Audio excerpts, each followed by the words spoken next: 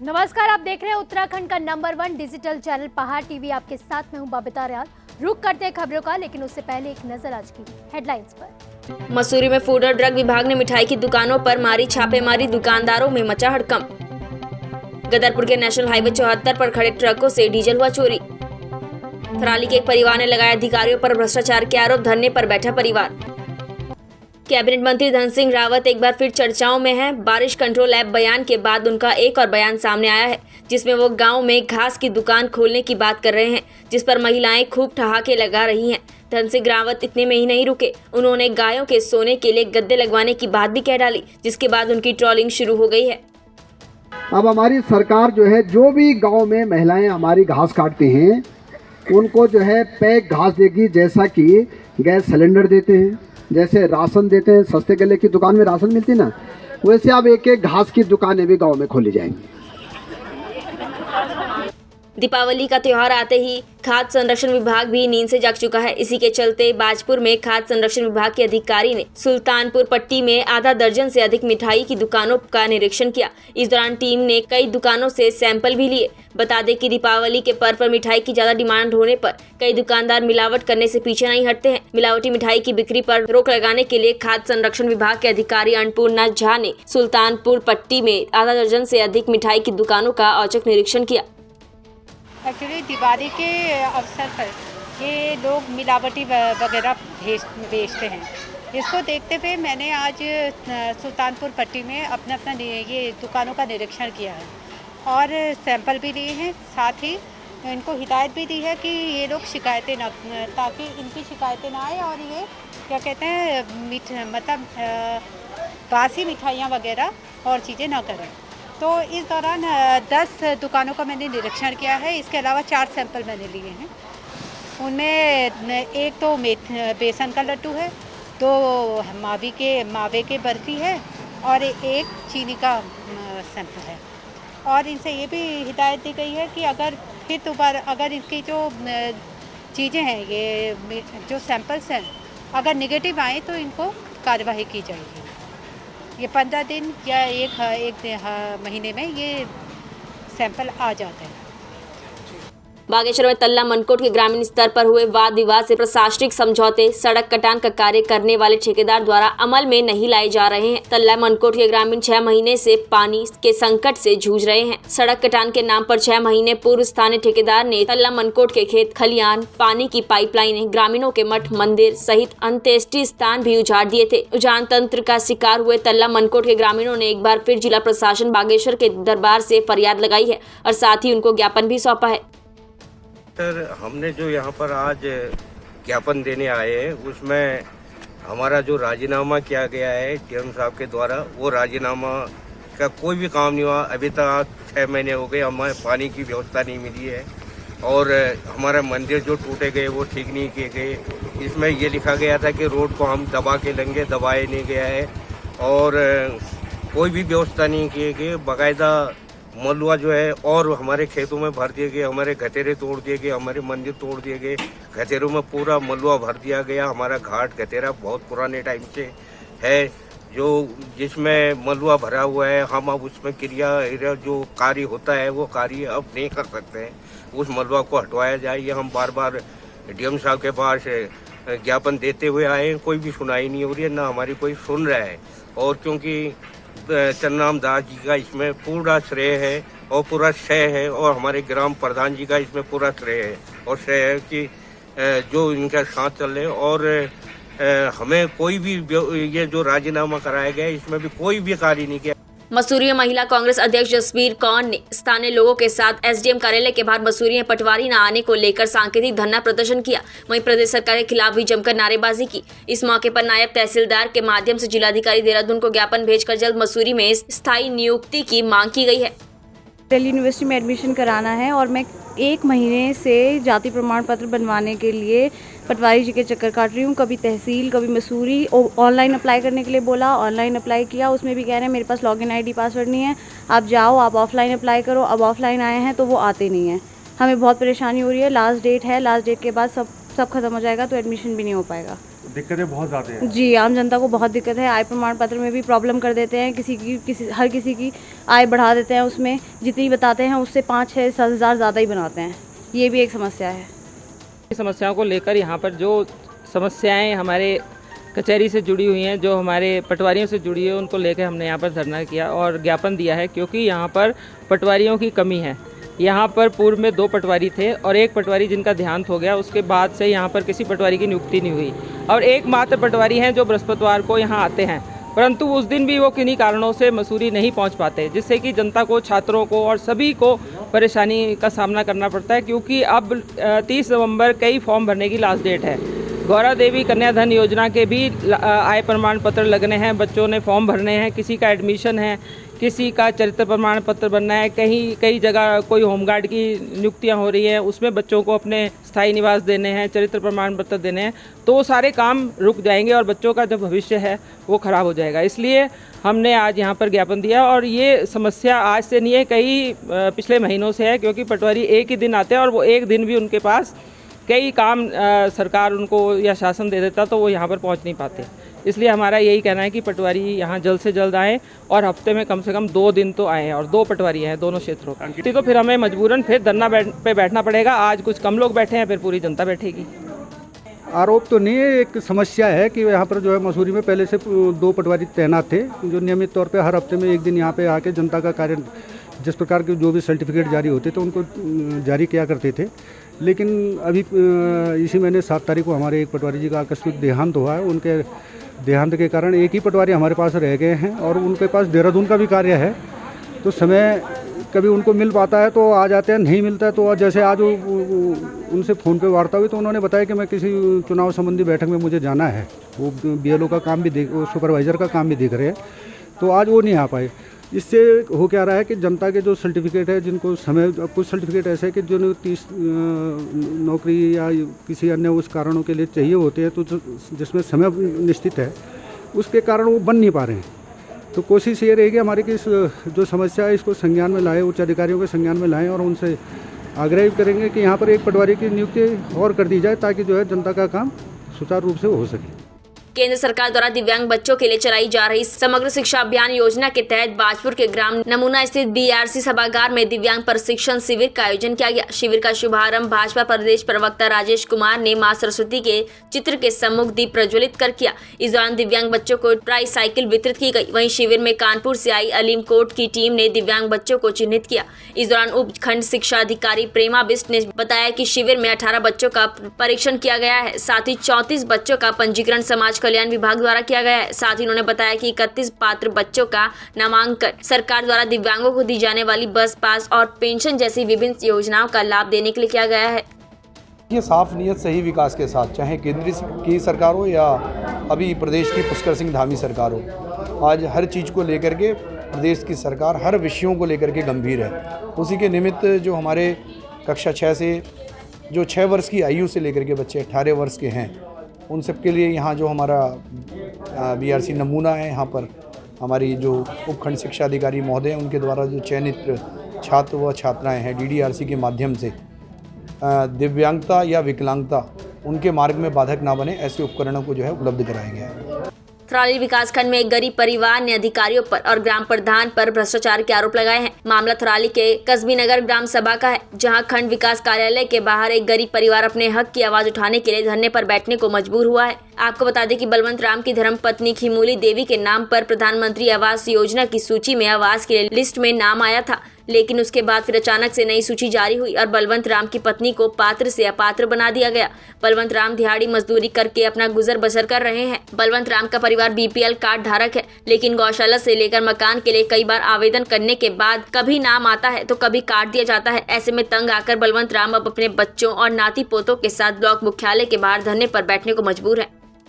Block के तहत तहसील से 2 महीने से मैं चक्कर काट रहा हूँ, लेकिन मेरे पे कोई प्रशासन गौर नहीं कर रही है। किस चीज़ की आर्थिक सहायता? मकान, गोद सुधार, पगारीकरण, पेयजल के बारे में। पानी साहब, मेरे मकान एक ऐसी जगह पे है कि जहाँ पे कोई सुधार नहीं हो रहा है। पन्नी बांध के तो ये पानी डाल रहे हैं, पूरी मकान को नुकसान पहुँच रहा है। सारे बच्चे परेशान हैं, गाय बच्चे मेरे परेशान हैं। और साहब मेरी कोई सुनाई नहीं हो रही सर। कौन से गांव से आप हैं? कस्बी नगर सर। कस्बी नगर से? जी, ये ग्राम हैं, वो प्रधान, इनकी पत्नियां के पास वो हैं, लेकिन ये कोई गौर नहीं कर रहे हैं। ये जो है मनमाने के हिसाब से रात को जान से मारने की धमकियां दे रहे हैं सर हमको। मेरे पिताजी का नाम बलवंत राम है, मैं ग्राम पंचायत कस्बी नगर का रहने वाला हूं। और सर मेरे पिताजी को बीपीएल सूची में नाम है और बीपीएल धारक हैं, और मकानों की लिस्ट में भी इनका नाम था। वर्तमान प्रधान और पूर्व प्रधान और हमारे ग्राम पंचायत अधिकारी रजनीश कांडपाल जी की जो हेरा फेरी चल रही है, इन्होंने मेरे पिताजी का नाम और हमारे गाँव में और भी लोग जो आर्थिक रूप से तंग है, जिनकी मतलब महीने की मानदेय आमदनी कुछ नहीं है, और उन लोगों को मकान ना मिलने की वजह से, और जिन लोगों की आर्थिक स्थिति अच्छी है, ठीक ठाक है, उन लोगों को मकान मिली है। ये सब पूर्व प्रधान, वर्तमान प्रधानपति, उप प्रधानपति की हेर फेरा और रजनीश कांडपाल जो हमारे ग्राम पंचायत अधिकारी हैं उनकी मिली भगत है। आपने ब्लॉक में? बिल्कुल सर, अभी तक फरियाद की है। पूर्व प्रधान ने भी आश्वासन ये दिया था कि आपको गोट सुधार का पैसा मिलेगा, आप गोट सुधार का काम शुरू कीजिए। मेरे पिताजी ने खुद कर्जा ले करके गोट सुधार का काम चालू किया, और पूर्व प्रधान ने ये कहा कि ये स्कीम खत्म हो चुकी है, मतलब हमारे गोट सुधार का भी पैसा खा गए। कितने पहले की? 7 साल पुरानी बात है ये। 7 साल पुरानी? जी सर। मकान का जब नाम आपका है तो सर मतलब ये सूची मैंने अभी मतलब 1.5 साल 2 साल पहले देखा, लिस्ट में मेरे पिताजी का नाम था। जब नई लिस्ट इन्होंने तैयार की तो उसमें मेरे पिताजी का नाम नहीं था। आपने कारण जानने की कोशिश की? रजनीश कांडपाल सर से मैंने पूछा, तो रजनीश कांडपाल सर का ये कहना है कि आपके गाँव के सक्रिय लोगों के कहने पर हमने ये लिस्ट में आपका नाम हटाया है। क्या रजनीश कांडपाल जी सक्रिय लोगों के भरोसे मानदेय ले रहे हैं? क्या इनका दायित्व नहीं बनता कि स्पॉट पे आकर के ये जांच करें किन किन लोगों का आवास मजबूत है, किन किन लोगों को मिलना चाहिए? सर जियो टैग हमारी मकान का हुआ है, जियो टैग के बाद हमें का जो 2-3 बार उन्होंने वो करवा दिया, अपना शिकायती पत्र दिया, लेकिन उसमें वो एक ही पॉइंट को नहीं लेके चल रहे, बल्कि कभी किसी पॉइंट को लेके चल रहे, कभी किसी पॉइंट उस पर शिकायतें करें। उनकी हमने उसकी शिकायती पत्र की जो है जांच करवाई है। जांच करवाने के बाद जो माने पात्र वो निकले हैं तो उसका वो किया गया है, और उनको जो है वो बता रहे हैं प्रधानमंत्री आवास ग्रामीण के अंतर्गत हमारा चयन होना चाहिए था, उसके लिए भी जांच करवाई गई है। उसमें जो है अपात्रता के श्रेणी में होने के कारण वो जो है सूची से नाम हटाया गया है। आपका ऐसा है, पहले तो जो शासन के निर्देश थे उनके अनुसार जो है जांच हुई है, अपात्रता की सूची में आए थे, लेकिन पुनः शासन से जो है 22 बिंदुओं की निर्देश दिए गए हैं कि जो पात्रता की श्रेणी में आएंगे वो 22 पॉइंटों के अंतर्गत उनको पात्र होना चाहिए। उसके अनुसार जांच करने के बाद जो है उसमें अपात्रता के श्रेणी में आने के कारण जो है सूची से हटाएगी। सर बीपीएल परिवारों की उसमें मासिक आय का कोई प्रावधान नहीं है। उसमें ये है कि जिसके पास संसाधन वो न हो, माने 2 पहिया वाहन न हो, कोई ट्रैक्टर वगैरह न हो, कोई माने टीवी कंप्यूटर वगैरह ऐसी चीज़ें ना हो, माने जो संपदा से संबंधित संसाधन है वो नहीं होने चाहिए। जो अत्यंत गरीब है तो उसको ही जो है आवास के पद से। लेकिन धरने पे बैठे अब जो है जो वो जितनी भी सूची में हमारे पात्र व्यक्तियों के नाम हैं वो 22 पॉइंटों के अनुसार जांच करने के बाद वही पात्र माने गए और वही रखे गए।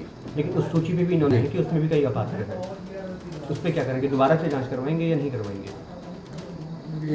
ऐसा है कि उसमें यह है कि जो उस सूची के अनुसार 22 पॉइंटों के अंतर्गत जो है पात्र नहीं होगा तो उसको नहीं दिया जा सकता। तो दोबारा जांच करवाएंगे नहीं? इसमें अब हम फिर अगर उनका बार बार वो शिकायत कर रहे हैं तो उसमें तुरंत हम दोबारा जांच करवाएंगे। जांच के अनुसार अगर पात्रता की श्रेणी में आएंगे तो पुनः पात्रता की श्रेणी में रखा जाएगा। अभी क्या आश्वासन देंगे इन लोगों? बाजपुर कोतवाली में आगामी दीपावली के पर्व पर लगने वाले पटाखा बाजार को लेकर एसडीएम राकेश चंद्र तिवारी और सीओ वंदना वर्मा की अध्यक्षता में बैठक आयोजित की गई। बैठक में प्रशासन ने पटाखा बाजार को रामलीला मैदान से हटाकर अनाज मंडी में लगाने की बात कही, लेकिन व्यापारियों ने अनाज मंडी में पटाखा बाजार न लगाने की मांग की। बता दें कि दीपावली के पर्व को धूमधाम से मनाने के लिए सभी लोग पटाखे खरीदारी करते हैं। इसी के चलते बाजपुर कोतवाली में पटाखा बाजार को लगाने और दीपावली के पर्व को शांतिपूर्ण मनाने के लिए एसडीएम राकेश चंद्र तिवारी और सीओ वंदना वर्मा की अध्यक्षता में बैठक आयोजित की गई। बाजपुर में पुलिस और प्रशासन के अधिकारियों एवं व्यापार मंडल के साथ एक बैठक आहूत की गई थी कि हमारा जो त्यौहार आ रहा है, सबसे बड़ा त्यौहार है दीपावली का, उसमें चूँकि पटाखे भी बिकते हैं तो पटाखों की अनुमति रहती है 3 दिन। तो चूँकि यहाँ रामलीला ग्राउंड में पटाखे बिकते हैं तो आज एक सर्वसम्मत से ये निर्णय लिया गया है कि भीड़ भाड़ को देखते हुए मार्केट से थोड़ा बाहर जो है पटाखे की दुकानें लगें।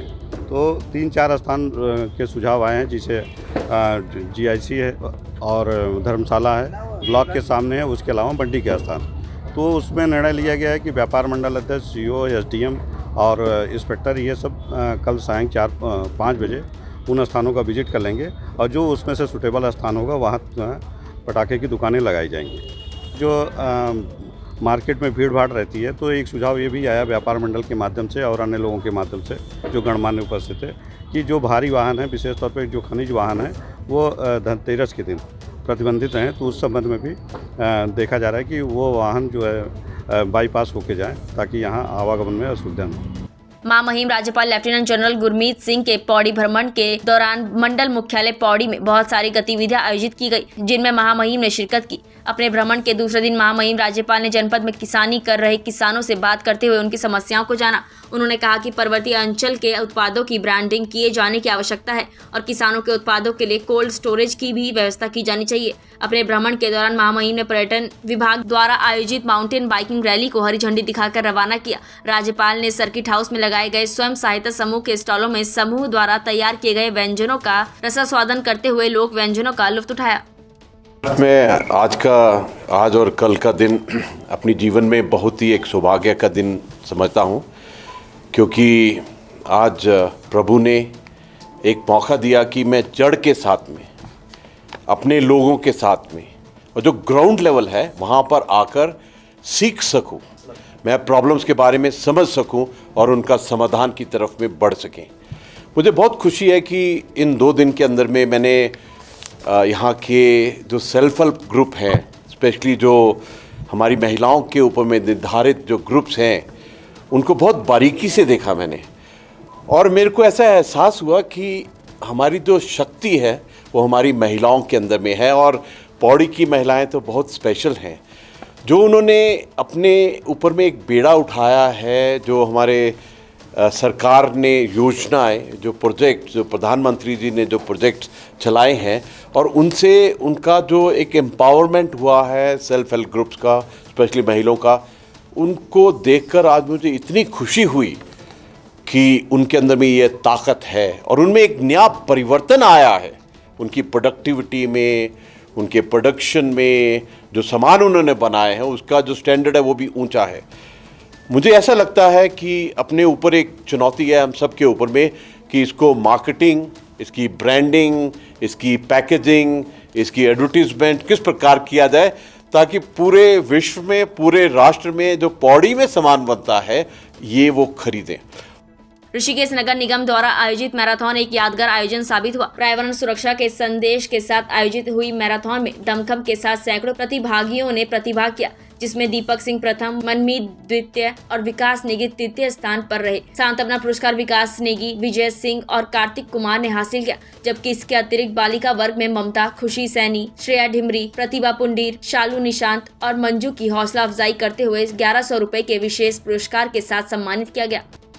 क्लास 10 से हूँ, तो जैसे इस कोरोना काल में ऑक्सीजन की कमी हुई है, तो उसी को देखते हुए ये रेस एकदम फ्री है और हमें मतलब एकदम फ्री एंट्री मिली है। हमने कुछ नहीं दिया, पे भी नहीं किया, तो मतलब ये हमारे नेचर के लिए एक तो बहुत बढ़िया है। और क्या बोलना है, जिस तरह से आपको पहले तो अपना ऑक्सीजन मास्क हटाना नहीं चाहिए पहली बात, क्योंकि पॉल्यूशन इतना हो रहा है कि आजकल यहाँ ऋषिकेश में भी इतना कोहरा जमा रहता है दिल्ली की तरह, तो मतलब आपको ऐसे नहीं करना चाहिए। आपको क्या करना चाहिए यार, बता दो कुछ तो हो। हम सभी के लिए बड़ा हर्ष का विषय भी है कि नगर निगम ऋषिकेश द्वारा वायुथन करवाई जा रही है और ये वायुथन अपने पर्यावरण को बचाने के लिए, पर्यावरण को सुरक्षित रखने के लिए आज हमारे छोटे छोटे बच्चे, नौजवान, युवा, बुजुर्ग सभी दौड़ेंगे और पूरी सड़कों में, गलियों में जाके पर्यावरण को बचाने के लिए, सुरक्षित रखने के लिए आज संदेश देंगे।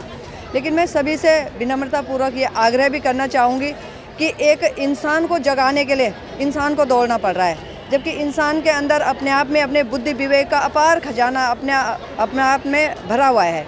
तो मैं सभी से यही निवेदन करना चाहूँगी कि इस कोरोना काल में हम सभी ने देखा है कि ऑक्सीजन, प्राण वायु कितनी आवश्यक है।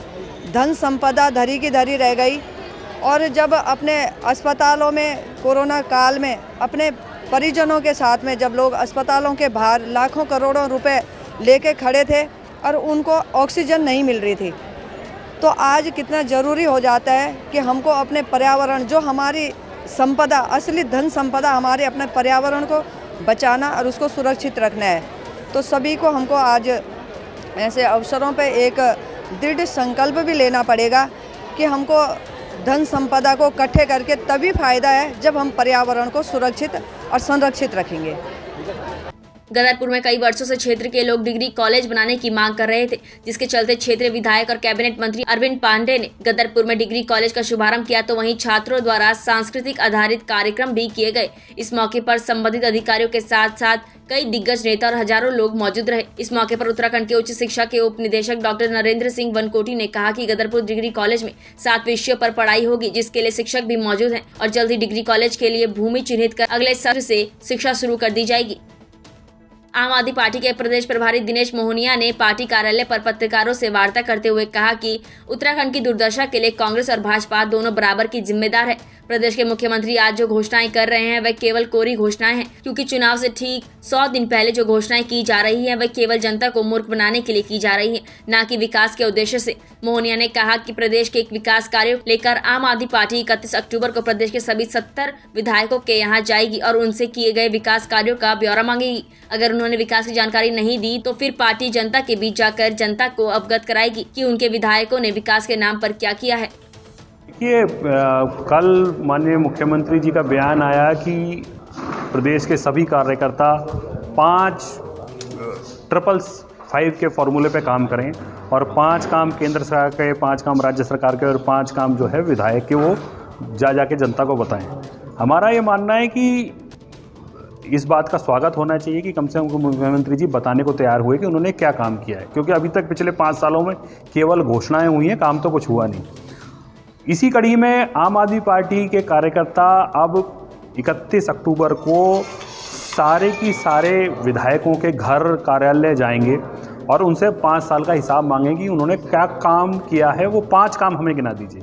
हमारा ये मानना है कि जवाबदेह सरकार होनी चाहिए और हमें उम्मीद है कि सारे के सारे विधायक और मंत्रीगण अपने अपने 5 कामों का हिसाब देंगे कि उन्होंने 5 साल में क्या 5 काम किए जो इस जनता के लिए उन्होंने किए हैं।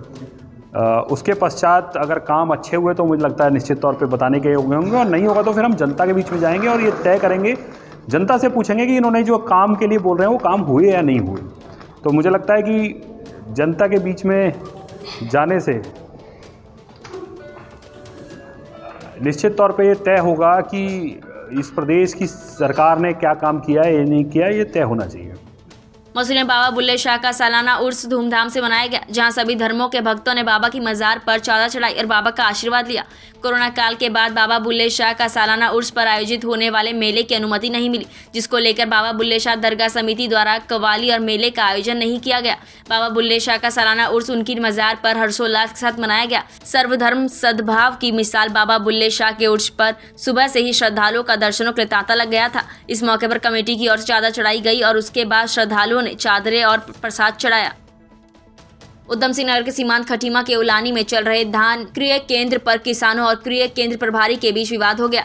किसानों और धान क्रय केंद्र प्रभारी के बीच बात इतनी बढ़ गई कि धान क्रय केंद्र के प्रभारी के द्वारा किसान के खिलाफ खटीमा कोतवाली में मुकदमा भी दर्ज करवा दिया गया, जिसको लेकर किसान जाते बंदियां और समाज सेवी लोग तहसीलदार के समक्ष पहुंचे, जिसको लेकर दोनों पक्ष आमने सामने हो गए और इसको लेकर दोनों पक्ष खटीमा तहसीलदार के समक्ष पहुंचे, जहां किसान यूनियन के पदाधिकारी और क्रय केंद्र प्रभारी के बीच तहसीलदार के समक्ष किसान यूनियन के पदाधिकारियों ने राजीनामा करवाकर सुलह करवा दी गई। इस दौरान जिला पंचायत सदस्य अरविंद कुमार ने बताया कि किसानों और धान खरीद केंद्र प्रभारी के बीच हुए विवाद को लेकर निष्कर्ष निकल गया है। दोनों के बीच राजीनामा हो गया है, मामला का निपटारा हो गया है। कर्णप्रयाग नगर के उमा महेश्वर आश्रम ब्रह्मलीन पीर योगी से भोलेनाथ महाराज की द्वितीय पुण्यतिथि पर गुरुवार को कर्णेश्वर आश्रम में भव्य भंडारे का आयोजन किया गया, जिसमें कि 500 से अधिक श्रद्धालुओं ने प्रसाद ग्रहण कर आशीर्वाद प्राप्त किया। इससे पूर्व बुधवार रात्रि को आयोजित भजन संध्या में श्री राधे भजन भंडारी बुलंदशहर भजन मंडली के द्वारा भजनों से भक्तिमय माहौल बना दिया। गुरुवार सुबह ब्रह्मलीन पीर योगी भोलेनाथ महाराज की मूर्ति का स्नान कर मूर्ति पर विभूति लगाकर उनका श्रृंगार किया गया और मंदिर परिसर में हवन का आयोजन कर लोगों की सुख समृद्धि की कामना की गई। सभी भक्तों को श्री उमा महेश्वर आश्रम की तरफ से आदेश ओम नमः शिवाय। आज हमारे श्री गुरु महाराज ब्रह्मलीन बाल योगी श्री भोलानाथ जी की द्वितीय पुण्यतिथि थी और विगत कल 27 दिनांक को हमारे गुरु महाराज के उपलक्ष्य में, उनकी पुण्य स्मृति के उपलक्ष्य में दिव्य एवं भव्य भजन संध्या का आयोजन हुआ था रात्रिकालीन में। और काफ़ी बड़ी संख्या में बाहर से दिल्ली, बॉम्बे और कोलकाता इत्यादि हमारे क्षेत्रीय वासी भी आए हुए थे और उन सब के साथ मिलजुल कर हमने बहुत दिव्य और भव्य कार्यक्रम का आयोजन किया कल। और आज सभी भक्तजनों के द्वारा उनकी गुरु जी की याद में एक पुण्यतिथि का आयोजन किया गया, जो द्वितीय पुण्यतिथि है। इसके पहले भी 2020 में हमने किया था और सभी हमारे कर्णप्रयाग के क्षेत्रवासी और हमारे दिल्ली एवं अन्य स्टेट से आए हुए लोगों ने मिलकर खूब धूमधाम से संतों को भोजन खाना खिलाया एवं कंबल वितरण, दक्षिणा का वितरण एवं अन्य कई प्रकार के धार्मिक कृत्य हुए, जिसमें सभी क्षेत्रवासी बढ़ चढ़कर उन्होंने हिस्सा लिया, मदद की। और ऐसे ही आगे भी हम करते रहेंगे, अपने गुरु महाराज की याद में उनकी तिथियां मनाते रहेंगे और हमारे साथ सब आप लोगों का ऐसे ही सहयोग बना रहे। गदरपुर के नेशनल हाईवे 74 पर देर रात खड़े 4 ट्रकों से डीजल चोरी होने की घटना सामने आई है, जिसके बाद ड्राइवर ने इसकी सूचना गदरपुर थाने में दी, तो वहीं पुलिस ने तहरीर के आधार पर जांच पर दोषियों पर कार्रवाई करने का आश्वासन दिया। इस मौके पर ड्राइवर ने बताया कि लगभग 2 बजे के बाद हम लोग सो गए थे और डीजल चोरी हो गया, और कहा कि जैसे ही हमें पता लगा कि डीजल चोरी हो गया तो हमने इसकी शिकायत गदरपुर थाने में की। पहाड़ों की रानी मसूरी में फूड और ड्रग विभाग ने मिठाई की दुकानों में छापेमारी की बड़ी कार्रवाई की है। मसूरी में मिठाई की दुकानों के साथ साथ रेस्टोरेंट पर भी छापेमारी की गई। कई दुकानों से फूड सप्लीमेंट के सैंपल लेकर उन्हें जांच के लिए भेज दिया गया है। इसके अलावा दूध, पनीर और मिठाइयों के लिए भी सैंपल जांच के लिए भेज दिए गए हैं। उत्तराखंड में फूड और ड्रग विभाग की टीम मिलावटखोरी को रोकने के लिए अलर्ट मोड पर नजर आ रही है। इसी के तहत फूड और ड्रग विभाग के डिस्ट्रिक्ट खाद्य सुरक्षा अधिकारी PC जोशी और वरिष्ठ खाद्य सुरक्षा अधिकारी देहरादून योगेंद्र पांडे की नेतृत्व में फूड और ड्रग विभाग की टीम ने मसूरी के विभिन्न क्षेत्रों में विशेष चेकिंग अभियान चलाया। वरिष्ठ खाद्य सुरक्षा अधिकारी देहरादून योगेंद्र पांडे ने बताया कि चेकिंग अभियान के दौरान मिठाई के सैंपल लिए गए, जिसे राज्य विश्लेषण शाला रुद्रपुर जांच के लिए भेजा जाएगा। लैब की रिपोर्ट के आधार पर आगे की कार्रवाई की जाएगी। पौड़ी के घड़ियाल के उड़ा गांव के समीप आपसी संघर्ष से घायल होने के बाद गुलदार की मौत हो गई है। वन विभाग पौड़ी की ओर से नागदेव में गुलदार का पोस्टमार्टम करवाया जा रहा है। रेंजर पौड़ी अनिल कुमार भट्ट ने बताया कि कलजीखाल ब्लॉक के ग्रामीणों की ओर से मिली जानकारी के बाद विभाग की टीम ने उड़ा गाँव पहुंचकर घायल गुलदार का रेस्क्यू कर पौड़ी ला रहे थे और रास्ते में ही गुलदार ने दम तोड़ दिया। पहाड़ टीवी में फिलहाल के लिए बस इतना ही। उत्तराखंड की बड़ी और तमाम खबरों के लिए आप देखते रहिए पहाड़ टीवी। नमस्कार। है बेखौफ उम्मीद का रंग।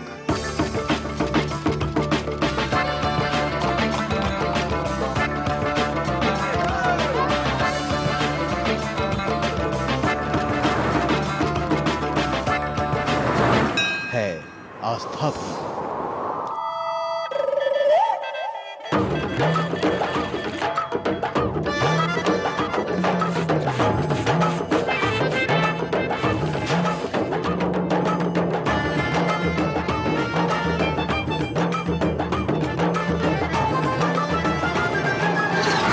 ये है मेरा उत्तराखंड।